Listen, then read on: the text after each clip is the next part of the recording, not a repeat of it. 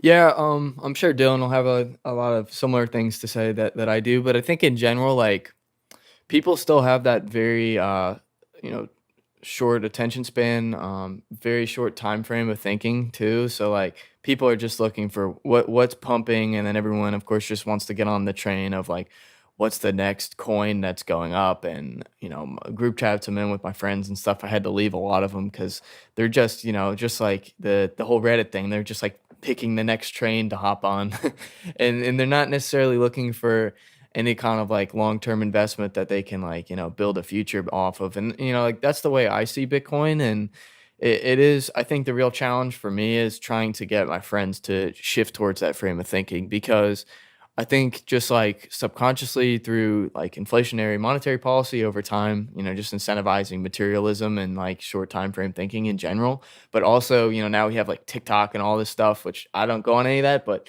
a lot of my friends do. And it's just like you lower people's attention span down to like 15, 20 seconds. So you really need to hook them in that first like interaction, or else they're just going to tune out and forget about it. So for me, it's like trying to get them to shift their thinking into like you know more long term, and like building a future for yourself, and understanding, yeah, maybe Bitcoin is going to get outperformed by cum rocket, but over the next 5 to 10 years you can build a solid foundation for your future on Bitcoin, which you can't on whatever coin you want to pick. So that's been the biggest challenge for me, is like getting them to kind of like shift that underlying frame of thinking. And then also you need to have like some kind of visual. Like I use the stock to flow model. I mean, I don't follow it to a T, but I think it's a great way to get people into the space and just get people to understand the correlation between Bitcoin's scarcity and the price, right? And